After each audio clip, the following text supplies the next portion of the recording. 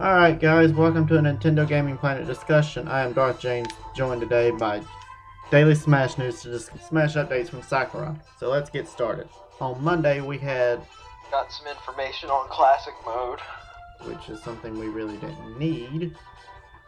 I thought it was kind of interesting, like you can put in a certain amount of gold and it'll depend on it'll affect the difficulty of the next enemy, and it could possibly also change the final boss in Classic Mode. You would think the more gold you bet. And you can also choose the pathway that you want to go on. I guess that relates to the intensity of the battle, I don't know. I'm not really sure how that works out. I think it's just the way that, so he can mix it up and not have it being the same thing like it was in Brawl over and over and over and over again. The higher the intensity, the better the prizes. Yeah. On the Tuesday, we get a look at Spectator Mode. Not really much to see here. You can bet on people. If you win, you get extra gold. If you lose gold. Not really much else to say. Yeah.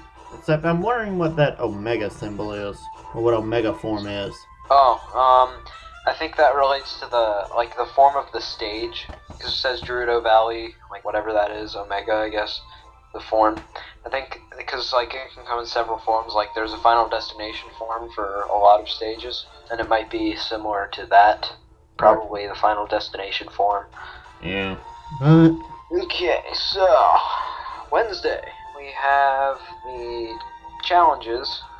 It says if you says a panel in the challenges area will unlock every time you clear a challenge. When you unlock that, there is a blue area that appears in the gray, where it was once gray, and it'll give you a hint at what you have to do for the challenge to unlock the next panel. And each panel you unlock will give you a picture, I think. Yeah, pictures related to the challenge. I just want to go on record by saying, finally, the villager has a facial expression that's not just that smile. Yeah, the villager equals death. Villager is muy creepy. Thursday, we have a look at the customization section for fighters, and we have a picture here of one of the Mii fighters. You can customize your characters. In the custom section, it sounded better to customize characters instead of fighters, so that's what we went with. There are various ways to customize, but make sure you remember to set up the powers you're bringing with you before playing around with Smash Run. I just want to go on record by saying, if you look at equipment, specials, headgear, outfit, and powers, going down it spells eShop. It does. I never noticed it.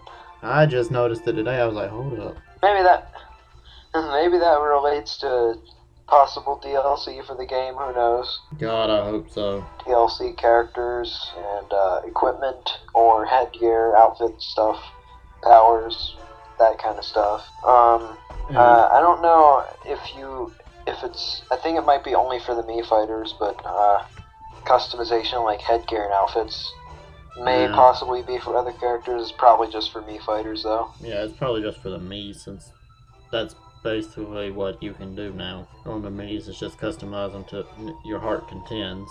Not really. They didn't really say. They didn't show very many of the outfits you can choose. As far as I know, there's probably going to be like a lot of them. So, yeah. But we don't know very much of them yet. And then on to Friday, the last. Friday, we got 2 posts for the pick of the day. We'll start with the boring one. Yeah, the boring one. We have the Mii fighters. Some of the Mii fighters. Says the mysterious fighting teams that appear in the Smash Bros. Series come in many shapes and sizes, but this time even we don't know what all of them will look like. It's said that they copy the faces from Mii characters saved on your system and attack in a large throng, but wait, they all have big smiles on their faces. Looks like they're having a good time, so show no mercy and launch them all away. And this is what I take away from that. We're having a good time, so kick their ass. Yep, just kick the crap out of them. And the second post, the most exciting.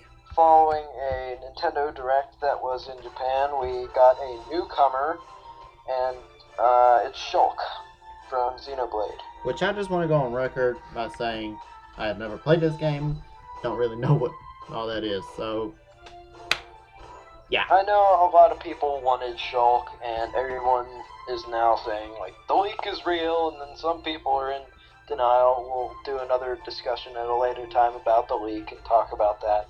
Yeah.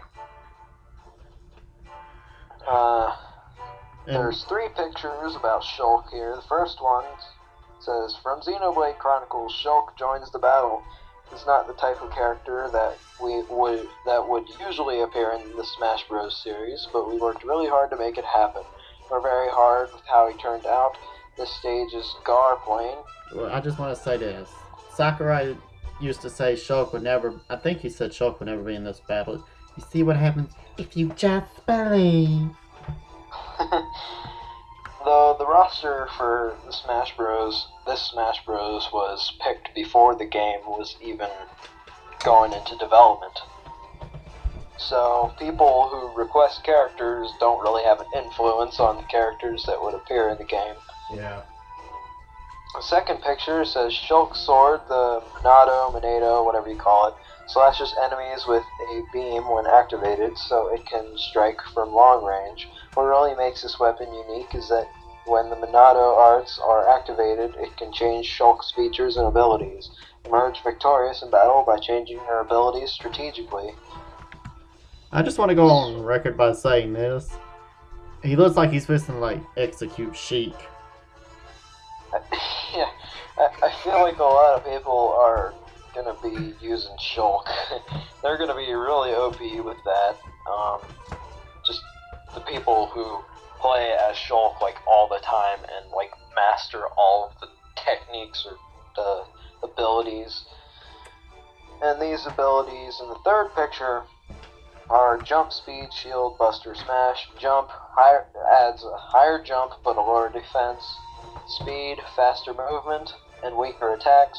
Shield, higher defense, slower movement. Buster, stronger attacks, weaker launch ability.